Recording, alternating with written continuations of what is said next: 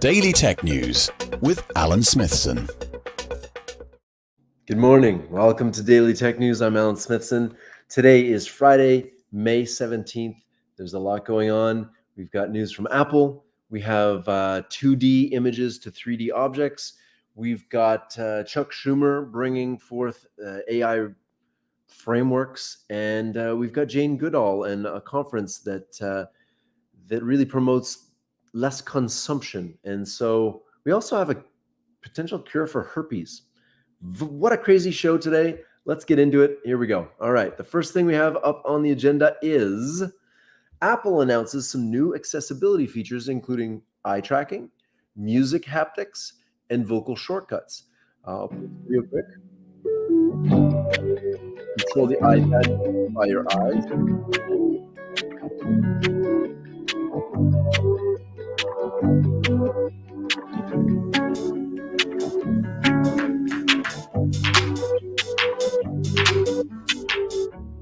That's cool. All right, so you can control the iPad with your eyes. So Apple today announced new accessibility features coming later this year, including eye tracking, a way for users with physical disabilities to control iPad or iPhone with their eyes. Additionally, music haptics will offer a new way for users who are deaf or hard of hearing to experience music using the Taptic engine in the iPhone. Very cool. Vocal shortcuts will allow users to perform tasks making a custom sound. Vehicle motion cues can help reduce motion sickness when using an iPad or in a moving vehicle. So really, really neat stuff. We've got eye tracking coming to the iPad and iPhone, I guess using the RGB camera on the front. Music haptics, so the phone will vibrate based on your music, which is kind of cool for hard of hearing. Features for a wide range of speech. Vocal shortcuts sounds actually pretty awesome. So these are all ahead of WWDC, which is coming very soon, and I think it's in June. And CarPlay gets voice control, and yeah, so some new features. I will put the links in the description of the YouTube video. As always, you can always go in there and get that. And of course, make sure you hit subscribe because, well, that's how it works. All right, over to still Apple. Apple has submitted a patent application that raises some serious privacy and ethical concerns. The U.S. Trademark and Patent Office lists application 2023-0222, whatever, as a biosensing device. So these are your earbuds, your AirPods, and they are measuring biological signal parameters from a user. What signals? Electroencephalography, EEG. It's so much easier with EEG. Electromyography, EMG, electrooculography, tracking eye movements, electrocardiogram, measure the heart, electrical activity of the heart, galvanic skin response, the indirect measurement of emotional arousal, when your hair stands up on your skin, blood volume pulse. These are all measured from earpods. And if you don't believe me, you can go down and check out this application yourself.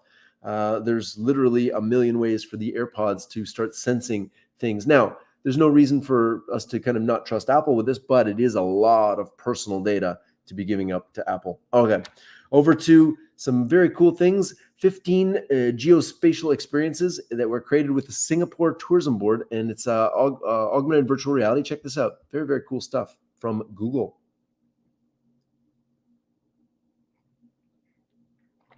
All right, every place has a story. Let's turn on the sound.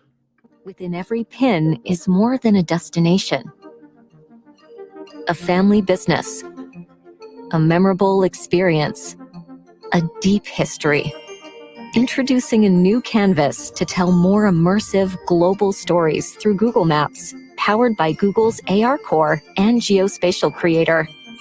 We are excited by the use of augmented reality, or AR, to complement and enhance the travelers' on-site experiences. I'm Wong Ming Fai, Chief Technology Officer at Singapore Tourism Board. I'll leave it there, but you can see that they're overlaying really cool art and graphics on top of the real world. Really neat. We'll keep an eye on that. Okay, this is a practical use of virtual reality. It's a measurement that uses your controllers to give you an accurate measurement of things. They have a different mode, so clamp mode, so you just put the two ends on. I thought this was really, really useful. Plus or minus 2 millimeter accuracy, so that's pretty great. Yeah, I like it. They have a tape measure mode. How great is that? I mean, I don't know when you're going to be building something in virtual reality, but the fact that they have these different modes, I thought this was a good use of technology that can track things in 3 dimensions. So, okay, over to more cool technology. Look at this. So you have a regular painting, blue filter, red filter. I'm happy. Okay, cool stuff. Moving over here. What if, here, and this is a good friend of mine, Lucas. Here we go. Let's go here. All right. What if you could track your feet? He's using the hand trackers tucked into his shoe. Okay, so you got hand trackers tucked in your shoe. Let's see what he does with it. Okay, synchronize your feet. All right. And so now you got your feet tracking. Okay. Creates a soccer ball. It has physics. It's cool. Oh, what a cool game. Try to keep the ball up. I love it. 1, 2, 3. Always blue, always blue, always blue. I love it. What a cool use of the technology. All right. Now, how do you create 3D objects quickly? Here's a new way called Cat 3D. Create anything in 3D with multi-view dimensional diffusion models. Basically, what they're doing is taking one image, they're using a diffusion model to create multiple images, and then using either a NeRF or a Gaussian splatter to create the 3D object. And there's a bunch of different views here. And here's some of the results. So I can actually go in and check these out. I can zoom in, zoom out. I can try all the different models. So these are taken from one image, one single image, and created into a 3D object. There's one image. Yeah, it fills in the blank. If you can see where it's, it's missing a bit in the ear here, so you could always touch that up. But wow, how cool is that? Okay, that's probably an easy one. Let's try hard. Oh, that's a hard one. Let's turn around the other side, see what it says. Oh, look at that. It just kind of created a double-sided thing of that. But yeah, I think this is really, really getting close to being able to take one photograph and turn it into a complete 3D model. You see the front of the car is, kind of messed up. So it's not perfect, but it's getting really, really good. There's a ghost eating a sandwich, eating a burger. Oh, really cool stuff. I will put the links in the chat. There's a whole bunch of these in there. You can go in and play with them. They use different compare. They have Real Dreamers, theirs, Zero and NVS, Image Dream, Zip Nerf. Wow, and you can try the different ones. Oh, interesting. Super, super cool stuff. All right. Airbus just unveiled a half plane, half helicopter in the quest for speed. Look at this thing. It's got a helicopter top, and then it's got plane wings to go, or plane jets to push you forward. Very interesting. And they're saying that this will come out. It's a 200 million euro or $217 million racer. It's a one-off model, combining the traditional overhead rotors with 2 forward-facing propellers in a bid to combine stability and speed, shortening response times for critical missions like search and rescue. Those missions are where the quickest possible access to the zone is vital. We often talk about the golden hour, which is really cool, referring to the most critical time for providing medical attention. So this is really interesting. The fact that Airbus is now trying to make helicopters super fast. Love it. Okay. A lot of the world has herpes. I know we don't want to talk about it, but it's a thing. A lot of the world has it. And there's a gene editing breakthrough that could soon cure herpes for good. It's interesting. The gene therapy eliminated up to 97% of herpes virus in mice. And it works by injecting gene editing molecules into the bloodstream that can hunt down and destroy the DNA code of herpes hiding in nerve clusters. Herpes is very sneaky. It hides out among nerve cells and then reawakens and causes painful skin blisters. And it says here, where is it here? There's a lot of people that have this. It was something like 2/3 of the population or something. Yeah, it's really incredible. So anyway, I'll leave the link in there, and hopefully we're now in a position where we can eliminate herpes simplex virus from the population using gene editing. Okay, this is a new Photoshop feature that allows you to choose an image and replace real time. Tell me how cool this is. Look at that. Like, that's a thing now. When you just literally use the magic tool and replace the shirt on an image, like how, I can't even anymore. It's It's getting out of control. Like they just took an image of a shirt, an image of a person, and it just automatically knew how it's supposed to sit on them. Man, this stuff is getting amazing. Okay, over to not so amazing. Sony Music sent a letter to 700 AI companies today demanding to know whether they use their music for training. It says here the largest music publisher in the world has sent letters to Google, Microsoft, and OpenAI demanding to know if they've used their songs to develop AI systems. Sony Music, which represents artists like Beyonce and Adele, is forbidding anyone from training, developing, or making money from AI using its songs without permission, and rightfully so. In the letter sent to more than 700 firms, Sony Music says it has reason to believe that the addresses may have already made unauthorized uses of its music. The letter points that unauthorized use of SMG content in the training, development, or commercialization of AI systems deprives SMG companies and the talent of control over and appropriate compensation for the uses of the conflict. Anyway, we'll see more of this, I'm sure, as the rights companies, the companies that own copyrights, really push back against the large language models. And we saw a couple of days ago another OpenAI executive skirting the issue of whether OpenAI was trained on YouTube videos, which it clearly obviously was. Okay, this is really funny. This is Rob Mayhew, and he's talking to Gen Zers about the joys of going out after work, and you just got to hear it. It's funny. Right, come over, gather around. Story I'm going time. to tell you something really important.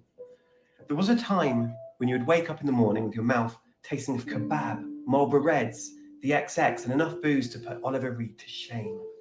These days, you don't need to suffer too much. You just have it as a working from home day. Just grab your laptop, turn your video off, and get on with your day from your bed. But in the not too distant past, that was not an option. You had to own the hangover before it owned you. There was no messaging the boss. They were probably out with you before catching the last train home. But not you. You decided that the number 149 night bus was your carriage home. So at least one weekday every week, we found ourselves close to death, having to pick ourselves up and come into the office. Now, the rule was go out, have fun, but come to work the next day. Every sleep morning. at your desk, puke in the stationery cupboard, who cares? But just make it in. And making it in was hard. Standing on the tube with that silver ambulance, Diet Coke. Trying to control your breathing. Not making eye contact with anyone. Just I'll stop it there. You can watch the whole eyes. video. I'll put the link in the YouTube video. But the reality of it is play hard, work hard.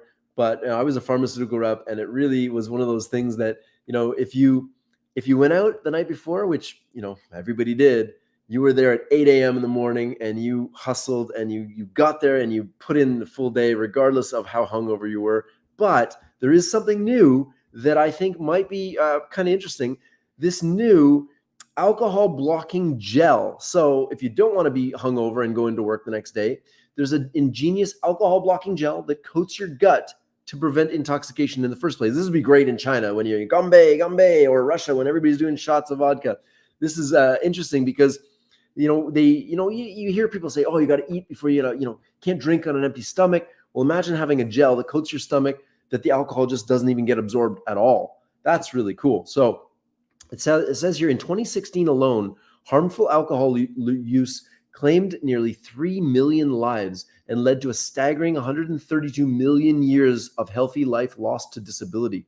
Despite the immense toll alcohol takes on public health, truly effective therapies for alcohol intoxication and its associated harms have remained elusive until now. So I'll let you read all about this incredible new nanozyme that blocks the ability for the body to absorb alcohol, which then allows you to have more pints. Yay. Awesome. Okay. This is not technology, but it's super cool. Lego just came out with a new store concept that is in space. So you go into the actual store and it feels like you're in a Lego experience. And I just thought this was just really cool because I'm a Lego fan. And this is just a neat way to engage with people. It's got video, it's got audio. I love it. I think it's just super cool. There's some kids playing with it. And what a great way to promote Lego and play and fun among children and adults alike. Okay, over to Chuck Schumer and the U.S. government. They just released a roadmap for AI, driving U.S. innovation in artificial intelligence, a roadmap for AI policy in the United States. And this is led by Majority Leader Chuck Schumer. There's a whole bunch of stuff in here, but really gets down into uses of the technology, investments in the technology, some privacy and liability things. It really does focus, it digs right into deepfakes for political gain. So deepfakes for getting into political discourse, being able to sway elections. And so it seems like they're kind of missing a lot of the potential harms, but they are going to spend at least $32 billion per year for non-defense AI innovation, which is a lot of money. And we'll see where this goes. I'll put the link in the description as usual. All right. So as you know, I'm a big fan of this planet, and I'm a big fan of the fact that we overconsume things in this planet. So this is a video. I couldn't find a more a higher res one, but it really speaks to the fact that we are over consumers in this society. So try to buy quality goods, try to buy them once, maybe go to thrift shops, buy secondhand things, but let's just kind of slow this crazy consumption train down, because you really don't need all these things.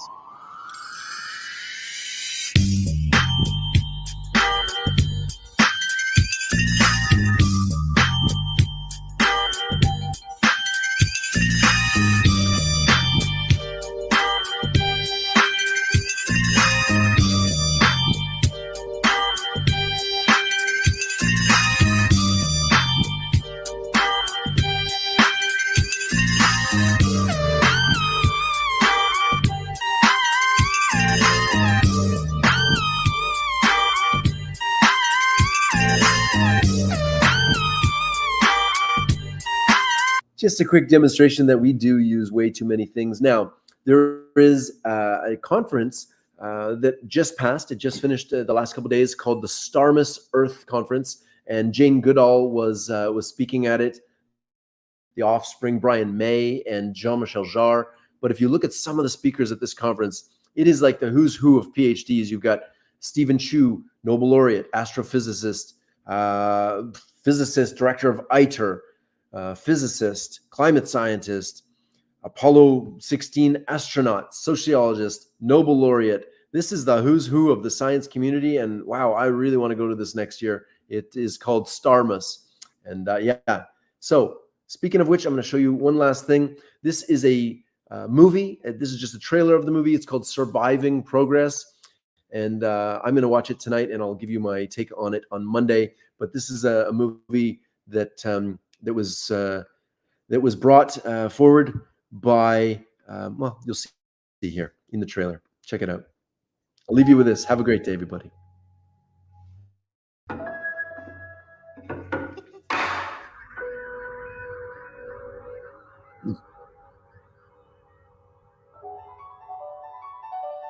I think it's very important to make a distinction between good progress and bad progress.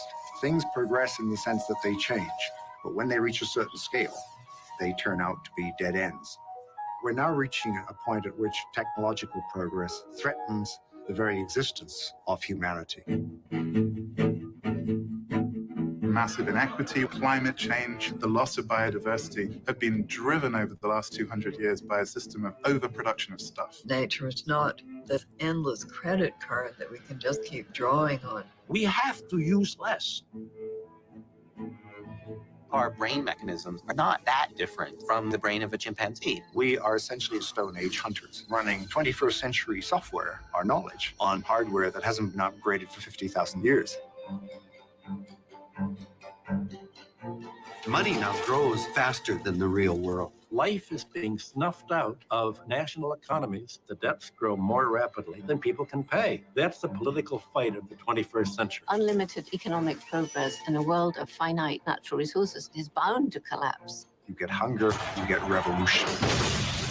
If we can move from non-consumption to consumption, we can also move from consumption back to non-consumption. Instead of writing software for computers, we can now write software for life, taking over evolution for our own survival. The actual engineering solutions depend on an expanded moral horizon. How can we live within the real limits that our planet gives us?